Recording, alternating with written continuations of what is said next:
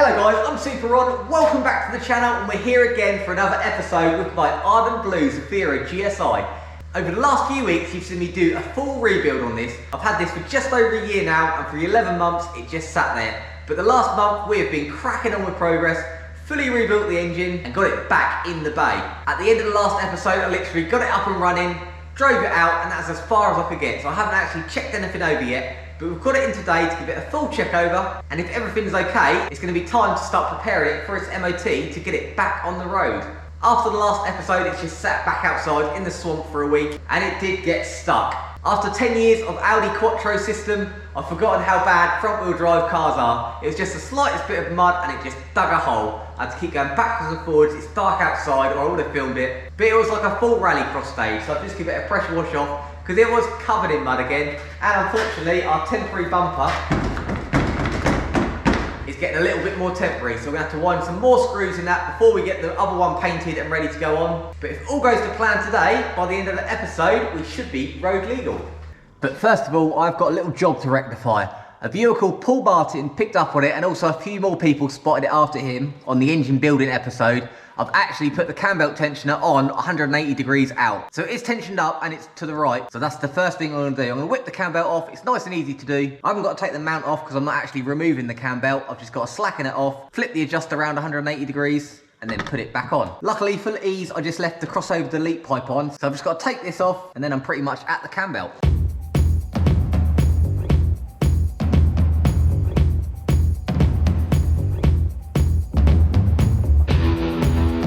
This is covered in mud. I pressure washed the outside.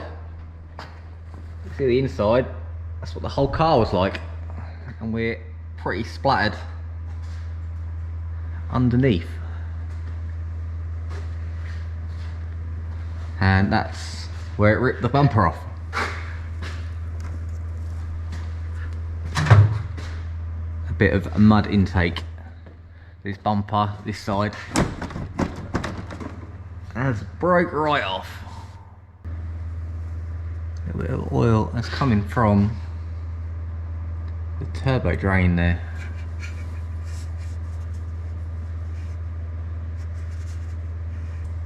Actually coming from the turbo drain here, where the pipes join on. I might have to fit the turbo drain off the other one. It's not coming from higher up. It's all nice and dry at the turbo. It's actually coming from that union. The bummer.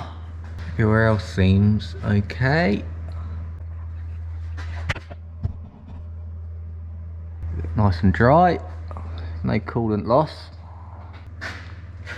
Just a lot of mud. I'll have to give this a bit more of a pressure wash than I thought. Oh. I definitely will. You see where I've given the outside a clean. Not so much underneath. So bits of grass and wildlife. So we'll get all that cleaned up. Doesn't look like we've got anything major. So let's get this cover off and get to the cam belt.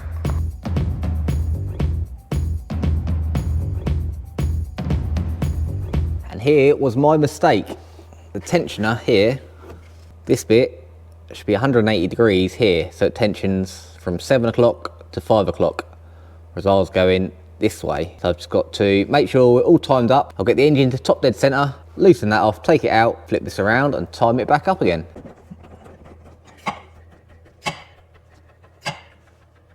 There, we're at top dead center. All right, so we're all timed up, top dead center. Loosen this back off. Let's put this back in with this starting at 7 o'clock down here. And then for tensioning, we should have gone from here around this way, about there. Then we've got to check it on the gauge at the top and nip it all back up. And we'll double check a couple of safety rotations.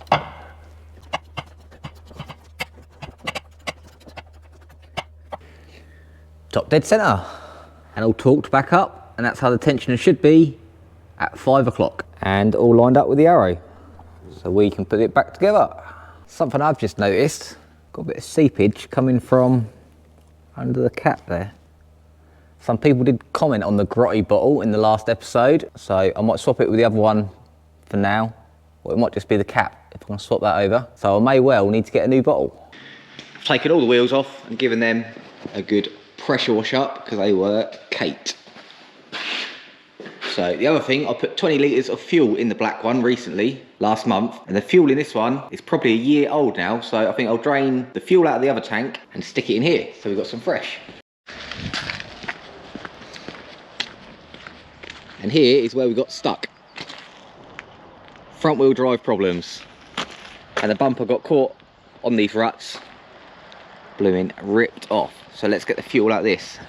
The other thing we should have in here,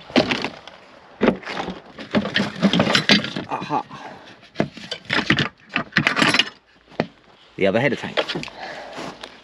And while I'm out here, you can see all the scoops. These are missing off the other one. These triangles are missing off the other one. And that's missing off the other one. So that's why it's got nothing to hold it at the bottom. And it has holes in the bottom of the splash guards, which the brake ducts line up to. So all of them will be going onto the blue one once we get this bumper painted. So we should be able to power up the car. We've got the positive that goes into the main fuse box, and of course our chassis earth that we forgot about last time. This should be the feed to the rail, and then if we bridge our fuel pump relay, we should get fuel out of here. Let's give it a go. Positive, negative. So if we bridge this one, we should get fuel. Whee!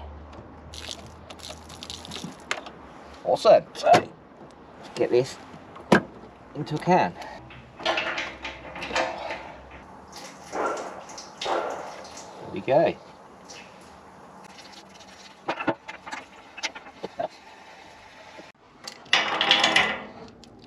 And that will do.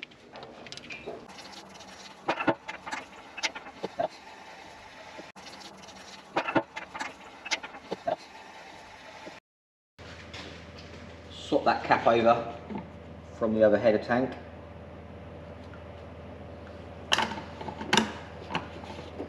See if that solves the problem. Right, next up, I just want to go through everything, press every single button and just see what does work and what doesn't work on the car. Do all the MOT checks, lights, wipers, squirters, horn. Just go through it all. Because I've always been so concentrating on getting the engine running, I haven't actually had a play inside. So we've got all the heated leather, the leather throughout, such a high spec car, the TV as well and the sat nav. So I'm just going to go through, check all the lights, check all the buttons, the heaters, the blowers, and get ready.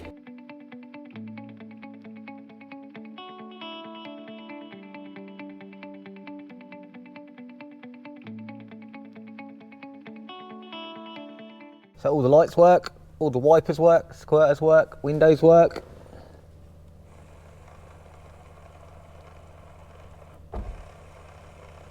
Mirrors work. This one. Mirror works. Heated seats work. I can feel them getting toasty. This one as well. Excellent. Blowers work. Screen. I think everything actually does work. Bit grotty. All the interior lights work. Let's test the telly. Got my remote. State of the art 2003. Made a noise. Even that works. I did see in the booklet I have got the code for this. So we've got the DVD player in the roof. I have got a brand new headlining that came with the car to fix this saggy mess. So that'll be going in soon. It seems like literally everything is working. The other thing that's proving annoying is the pre-decat pipe hitting the subframe. I've moved the engine mounts over all the way that way on the gearbox and the engine, but still when it's running that vibrates, and when you drive it that knocks on there. But I had a nightmare getting this exhaust on. This is the one off the black car, to the centre section, which is stayed with the blue car. I don't know why it doesn't fit very well. I'm almost thinking just putting the pre-cap back in off the blue one, because it's really annoying. It vibrates through the car because it's rattling on the subframe. So I'll have a little play, just see if I can get it on the V-band and move it over a bit.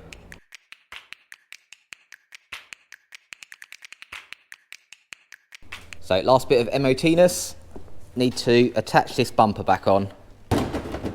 A few more self-tappers needed.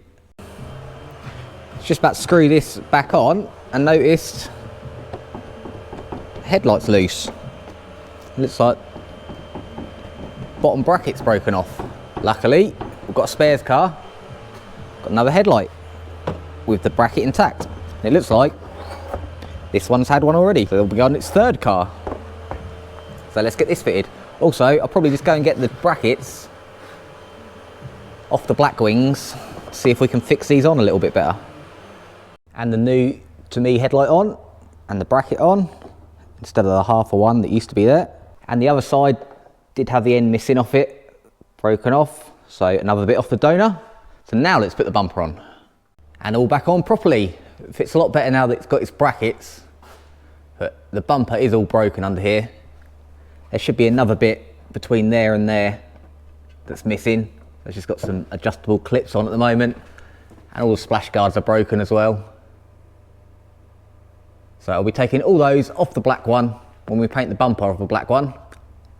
See, the bumper is broken, but now it is on there, whereas before it's just kind of hanging on. So let's get the wheels back on.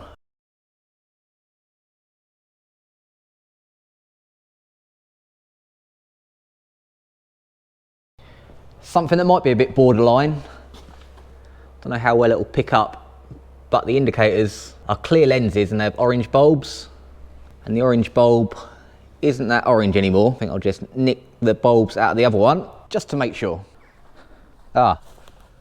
Pre-facelift have orange lenses, so they'll have clear bulbs, but I should have them in the front, so I'll put them in the rear of the other one. Light out, as you can see, not a lot of orange on there anymore.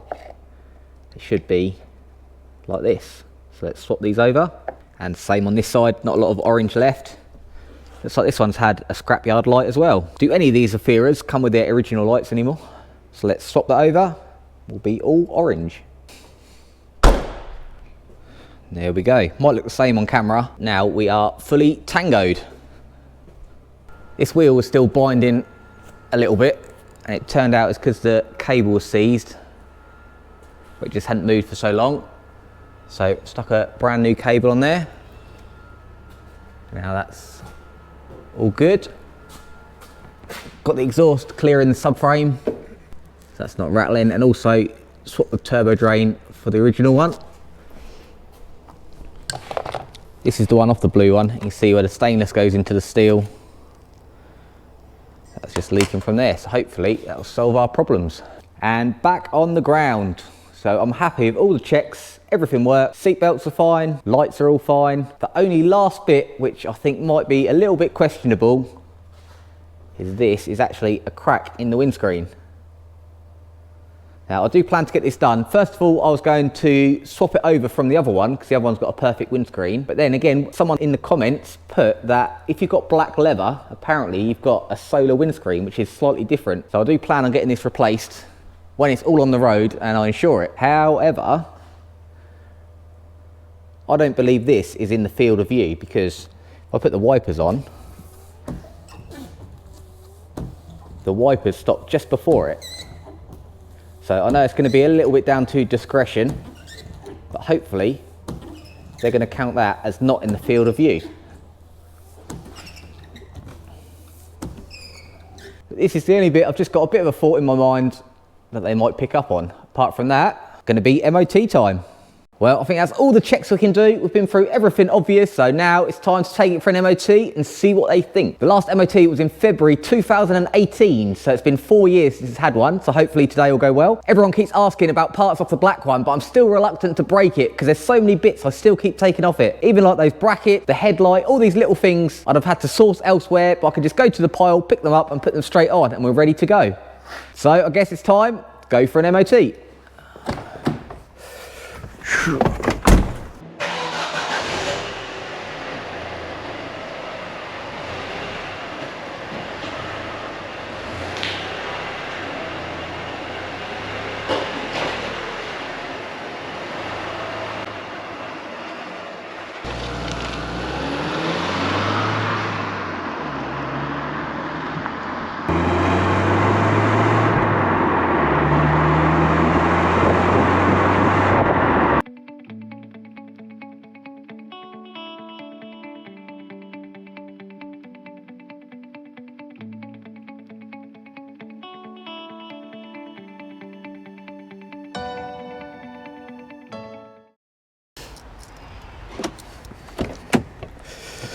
Woohoo! We've only got a pass with a capital P.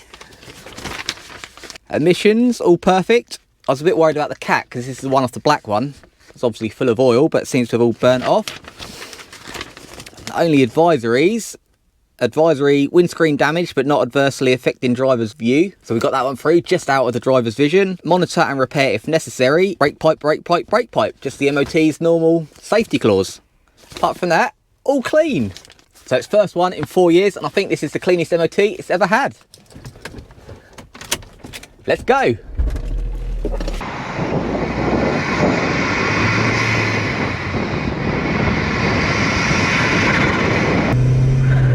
I've forgotten how cool a turbo car sounds, especially with this air filter. Don't know if you can hear that, but that sounds pretty awesome.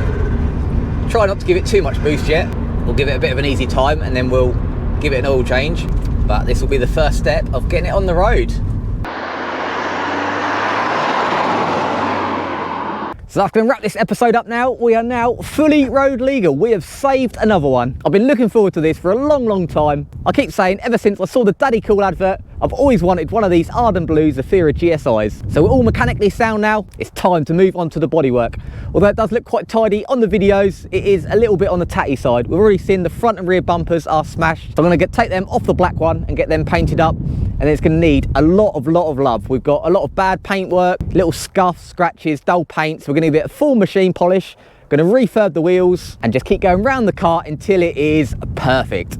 I don't want this to look like it's 19 years old. I want it to look like we're back in 2003 and this one has just rolled out of the showroom. We're going to clean up all the interior, get all the leather cleaned up, and we've also got the new roof lining to go in. My OCD always takes over, so all my projects turn into almost a concourse edition. I just can't help myself. So there'll be lots more episodes coming up on the bodywork, getting it all cleaned up. But until next time, make sure you have fun.